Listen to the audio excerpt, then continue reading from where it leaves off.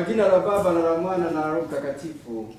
Amina. Neema ya Bwana wetu Yesu Kristo na upendo wa Mungu Baba na ushirika wa Roho Mtakatifu viwe nanyi nyote.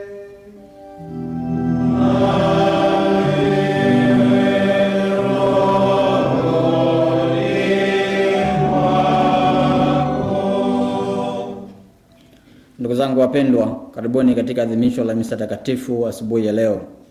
Leo ni Dominika ya 11 ya mwaka A wa kanisa, na kwa namna pekee mama kanisa anatualia kutafakari upendo na huruma ya Mungu juu yetu, na hivyo tunaalikwa kwa namna pekee sisi wenyewe kuwa na huruma. Si tu kuwa na huruma, bali huruma yetu ionekane katika matendo.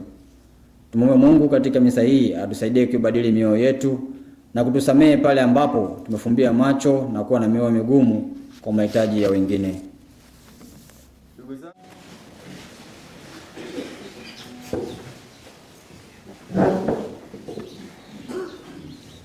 Somo katika kitabu cha Kutoka. Waisraeli walipokuwa wameondoka Refidimu na kufika jangwa la Sinai, wakatua katika lile jangwa. Wakapiga kambi huko wakiukabili mlima. Musa akapanda kwa Mungu, na Bwana akamuita toka mlima ule, akasema, utaambia nyumba ya Yakobo na kuarifu wana wa Israeli maneno haya. Mmeona jinsi nilivyowatenda wa Misri na jinsi nilivyochukua ninyi juu ya mbawa za tai, nikawaleta ninyi kwangu mimi. Sasa basi, ikiwa mtaitii sauti yangu kweli kweli na kulishika agano langu, hapo ndipo mtakapokuwa tunu kwangu kuliko makabila yote ya watu. Maana dunia yote pia ni mali yangu, nanyi mtakuwa kwangu ufalme wa makuhani na taifa takatifu. Neno la Bwana.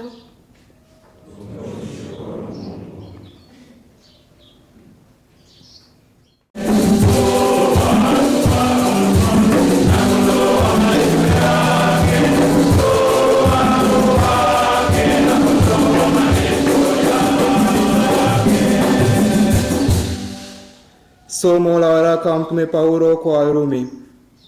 Wapendwa, hapo tulipokuwa hatuna nguvu, wakati ulipotimia, Kristo alikufa kwa ajili ya waovu. Kwa kuwa ni shida mtu kufa kwa ajili ya mtu mwenye haki, lakini yawezekana mtu kuthubutu kufa kwa ajili ya mtu aliye mwema. Bali Mungu haonyesha pendo lake yeye mwenyewe kwetu sisi, kwa kuwa Kristo alikufa kwa ajili yetu tulipokuwa tungali wenye dhambi. Basi zaidi sana tukihisha kuhesabiwa haki katika damu yake, tutaokolewa na ghadhabu kwa yeye. Kwa maana ikiwa tulipokuwa hadui, tulipatanishwa na Mungu kwa mauti ya mwana wake, zaidi sana baada ya kupatanishwa, tutaokolewa katika uzima wake. Wala si hivyo tu, ila pia twajifurahisha katika Mungu kwa Baba wetu Yesu Kristo, ambaye kwa yeye sana tumeupokea huo upatanisho. Neno la Bwana.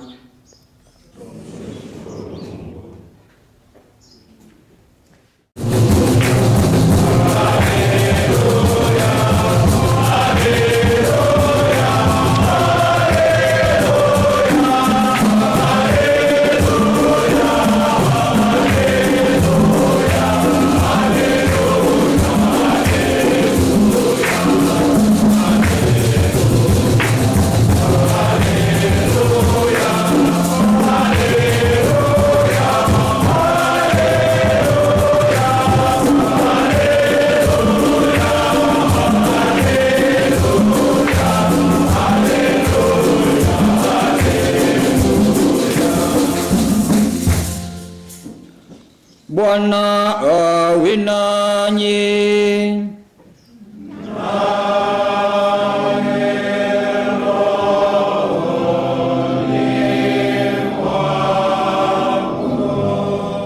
Somo la Injili takatifu ilivyoandikwa na Mathayo.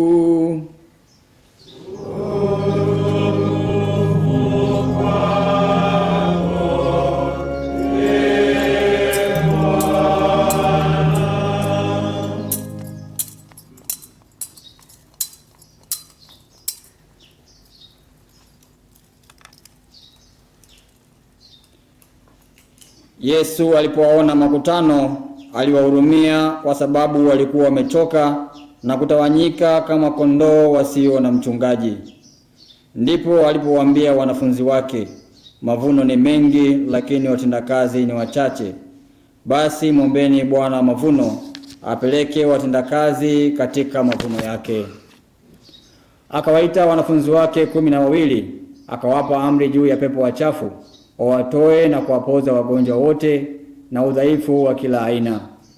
Na majina ya hao mitume 12 ni haya: wa kwanza Simoni aliyeitwa Petro na Andrea nduguye, Yakobo wa Zebedayo na Yohane nduguye, Filipo na Bartolomayo, Tomaso na Matayo mtoza ushuru, Yakobo Alfayo na Tadayo, Simoni Mkananayo na Yuda Iskariote naye ndiye mwenye kumsaliti.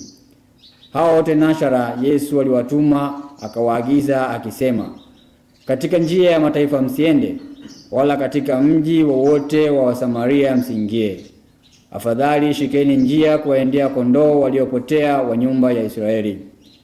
Na katika kuenenda kwenu hubirini mkisema, ufalme wa mbinguni umekaribia.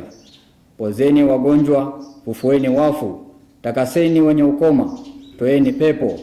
Mmepata bure, toeni bure. Neno la Bwana.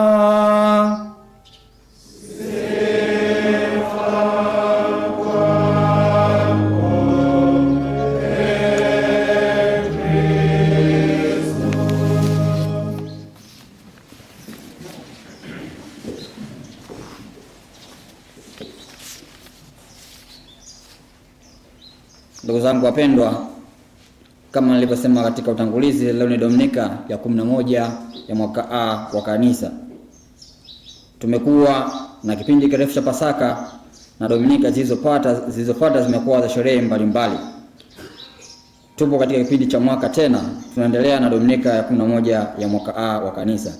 Masomo yetu ya leo yana utajiri mwingi, lakini ningependa leo tutafakari kitu kimoja: huruma katika vitendo, huruma katika matendo. Ningependa Jumapili hii tutafakari juu ya ujumbe huu. Ndugu zangu, siku si nyingi, mwezi uliopita, niliona habari ya sister mmoja huko Italia ambaye alifariki. Kitu kilichonigusa zaidi ni kwamba sister huyo ambaye alikuwa na umri wa miaka 42 hivi alifariki akiwa anaokoa masista wenzake ambao walikuwa wameenda ufukweni mwa bahari kupumzika. Basi wakati wanapita, mawimbi ya bahari yakawapiga na kuwachukua kwenye maji. Hawakujua kuogelea. Sista huyu mwenye miaka 42 akajitosa kuwasaidia wenzake, na katika kuwasaidia wenzake baadaye akaishiwa nguvu, akaanguka kwenye maji. Hata wenzake walipomtoa baadaye alifariki. Ndugu zangu, sista huyu aliwaona wenzake wapo katika shida, akawahurumia, akapata msukumo wa kwenda kuwasaidia, akapata msukumo wa kuingia kuwasaidia. Miaka 42 sista huyu kaingia kwenye maji kuwasaidia wenzake. Ndugu zangu, tukio hili linahusiana na taswira hii ya tunaisikia katika Injili ya leo. Yesu tunaambia kwamba anaona makutano wamechoka na kutawanyika kama kondoo wasio na mchungaji. Anawaona. Yesu ametoka vijiji mbalimbali vya Galilaya na amefanya matendo mengi, ameponya wagonjwa, ametoa mapepo. Na leo amefika mahali anakutana na makutano wamechoka na kutawanyika kama kondoo wasio na mchungaji. Anaona wametawanyika. Halafu anaona pia kwamba mavuno ni mengi, watendakazi ni wachache. Baada ya kuona walipotawanyika, anaona mavuno ni mengi lakini watendakazi ni wachache. Halafu kitu cha pili, anawahurumia. Sio tu anaona kwamba hawa wametawanyika, wamechoka, anawahurumia. Halafu kitu cha tatu, anachukua hatua sasa. Baada ya kuona kwamba wamechoka, wametawanyika, halafu akawahurumia, kitu cha tatu anachukua hatua sasa. Kwanza anawaambia wanafunzi wake wamuombe Bwana wa mavuno apeleke watendakazi, kwa sababu mavuno ni mengi, watendakazi ni wachache. Halafu anawapa mamlaka, anawatuma waende sasa. Ameshaona watu wanaohitaji wamechoka, wametawanyika, anawapa mamlaka waende sasa wakasaidie kwenye hii utume huu, wakawasaidie watu hao. Anachukua initiative, anachukua hatua za kuwasaidia. Haishi kuona tu, haishi kuhurumia tu, lakini anachukua hatua. Ndugu zangu, ingekuwa ni sisi siku hizi pengine angeona fursa. Nimeona makutano wametawanyika, hawana mchungaji. Tayari wachungaji wetu wa siku hizi, au hata sisi wenyewe, pengine hata mimi ningeona fursa, watu hao wametawanyika afa hawana mchungaji. Kitu cha kwanza ningeona leo makutano hao, manake ni wengi. Kitu cha kwanza ningeona hapa leo kuna fursa sadaka hapa nyinyi, nimeona. Kwa hiyo ningeanza kutafuta neno la haraka la kuwakusanya vizuri, niwateke vizuri, kwa sababu kwanza hawana mchungaji. Kwa hiyo ningetafuta neno zuri la kuwakamata. Najua tayari hapa nina sadaka. Ningeona fursa nyingine. Kuna fursa nyingi uweza kuona hapa. Lakini tunamuona Kristo jinsi anavyokuja, anaona kwanza hitaji lao la kiroho. Halafu neno linalotumika hapa la kwamba akawahurumia, alileta uzito zaidi kwa jinsi alivyotenda, jinsi alivyohurumia. Yaani sisi mtu akiwa kwenye shida anasema namhurumia. Yaani namhurumia. Ameongea tu hivyo. Lakini neno ambalo linatumika lenyewe kabisa ni kwamba Yesu sio kwamba alisema tu akahurumia. Yaani alisukuma kutoka ndani. Neno la Kigiriki ambalo linatumika hapa ni splankinizomai. Yaani it is a deep emotional concern arising from the depth of one's being. It is not a mere pity, but a profound movement of love that leads to action. Yaani kwa Kiswahili anasema kwamba hisia za ndani kabisa zinazomsukuma mtu, zinazosukuma na upendo ambao unampelekea mtu kuchukua hatua. Splankinizomai yatoka neno yake ni splankin. Splankin ni vitu vya ndani, moyo, vitu vya ndani. Maana yake yani Yesu anavuruga kutoka ndani yani. Yaani anavyoona anachanganyikiwa kutoka ndani, sio kitu cha juu kama tu akahurumia.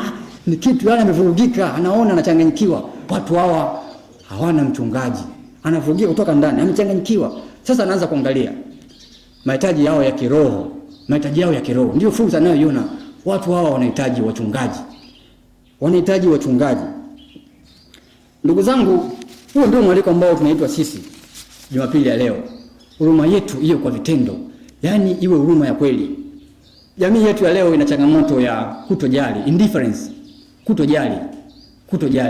Watu wanapitia mateso mbalimbali katika jamii zetu. Katika maisha yetu ya kila siku, watu wanapitia maisha. Jirani yako unakuta anapitia changamoto kubwa lakini hujali. Yaani as long as mambo yako yanaenda vizuri, wewe unaamka, unakula, unaenda kazini, unarudi, basi inatosha. Hatujali mahitaji ya wengine, hatuguswi. Huruma yetu imebaki katika maneno. Ni rahisi sana siku hizi mtu anaona anaibiwa pale. Alafu mwingine anamrekodi anambia, "Jamaa ndo anaibiwa hivyo." Tayari, jamaa kishachukua simu huyo kaenda zake. Jamaa anarekodi hapa. Au mwingine anasema, jamani, ndo hivyo tayari, ndo anapigwa, anampiga, anaongea lakini achukue hatua.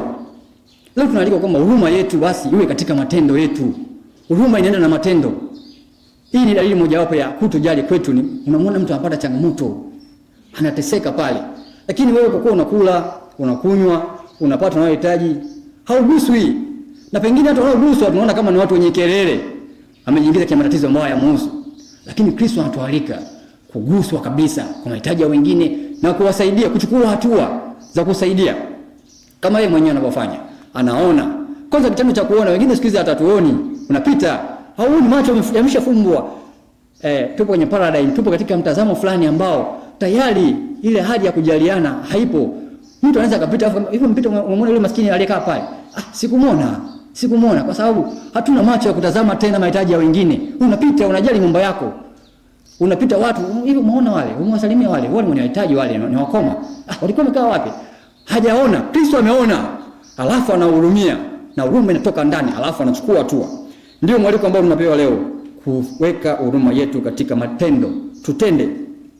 Sisi huyu ambaye nimemtolea mfano, ni ujasiri gani ule msukuma kufanya kitendo kile? Kai maji ya bahari, hata mimi nayaogopa mawimbi yanapopiga. Lakini ni kitu gani kilichomsukuma? Aliona, akaona wanahitaji, akafanya uthubutu. Kaokoa wenzake, japokuwa yeye amefariki, lakini kaokoa wenzake. Amesukumwa, huruma yake hajaishia kupiga kelele, wanakufa jamani. Amechukua hatua, huruma katika vitendo, akachukua hatua, kawasaidia wenzake. Ndugu zangu, hata siku zilizopita hapa nchini kwetu Arusha kule, ni mwana tukio moja ambao pia limenigusa. Mama mmoja aliyemsaidia kijana aliyekuwa anauawa, alikuwa anatumia kwamba ni mwizi. Mama, kuna kina baba wengi walikuwa pale. Wengi, hata kina mama wengi walikuwa pale. Na nikamsikia mama mmoja anasema, "Huyu angekufa huyu." Lakini naona huyu mama alivyochukua uthubutu. Kamkingia. Ndio ni dhambi huyu, lakini wote tuna dhambi. Wote tuna dhambi. Kamkingia kifua mpaka mwisho, anampeleka polisi, bodaboda wako nyuma. Mama huyu amesimama, amemhurumia huyu mtu. Si kwa sababu ni ndugu yake, kwa sababu ni binadamu. Roho ya mtu. Na nikasikia maneno fulani anasema kwamba roho ya mtu hii. Kwa sababu ni binadamu, kuguswa. Pengine sisi watu ambao tunatukosea tunaona kwamba hawana hadhi tena. Tuna hiyo changamoto pia kuona kwamba kama anateseka lakini ana changamoto fulani, ana upungufu fulani, ametenda dhambi fulani, tunaona kwamba hana hadhi tena. Hadhi yake inapungua, utu wake unapungua. Sio ndugu yetu. Lakini tunaalikwa kwamba huruma yetu sio kwa watu ambao tunawafahamu, kwa watu wote. Ndio maana Kristo hata leo anatuma wafuasi wake waenda kwa watu wote. Huruma, unamfahamu. Huruma yako ionekane katika vitendo. Onyesha katika vitendo, usiishie kusema tu namhurumia. Namhurumia huyu ndugu. Mbona msaidie. Namhurumia huyu mtawa. Umwambie, namhurumia huyu. Sasa kama ataweza haya maisha kwa mwenendo wake huu. Msaidie, mwambie kwa matendo. Muombe kwa maneno, muonye. Hiyo ndio huruma ya kweli. Huruma katika matendo. Kama Kristo alivyoweka katika vitendo. Kwa hiyo na sisi tunaalikwa kwamba tuhame katika mtazamo wetu wa mambo ya kiulimwengu. Tuhame katika mtazamo wa kuangalia mambo yetu tu yanakwenda. Tujali mahitaji ya wengine. Huruma yetu isiwe ya maneno tu. Iingie katika matendo, iguse maisha ya watu. Tuguse maisha ya watu. Ndugu zangu wapendwa, huruma yako, tendo lako moja la huruma linaweza likabadilisha maisha ya mtu. Linaweza kubadilisha tabia ya mtu. Tendo lako la huruma, tendo la huruma. Tuna namna nyingi za kufanya mambo. Unaweza kumshauri mtu, unaweza kumkaripia, unaweza kumuonya. Lakini saa zingine tendo la huruma linapiga kelele sana moyoni mwa mtu au masikioni mwa mtu kuliko maneno mengi ya wosia na ushauri mwingi. Mtu mwenye mapungufu fulani ambao labda ametengwa, ukimfanyia tendo la huruma kwa niko pamoja na wewe, unaweza kugusa maisha yake, ukabadilisha tabia yake. Mimi naamini hata huyu kijana wa Arusha aliyeokolewa mpaka leo anafikiria tendo lile alilotendewa lile. Kuliko angekalishwa chini akashauriwa, akasoma vifungu vya Biblia, akafanyaje hapa, angeweza kuna nini. Lakini tendo lile linamgusa na pengine mpaka leo anaweza kubadilisha tabia yake. Tendo lako moja la huruma linaweza kubadilisha maisha ya mtu. Linaweza kumrudishia matumaini mtu aliyekata tamaa ya maisha, anataka kujiua.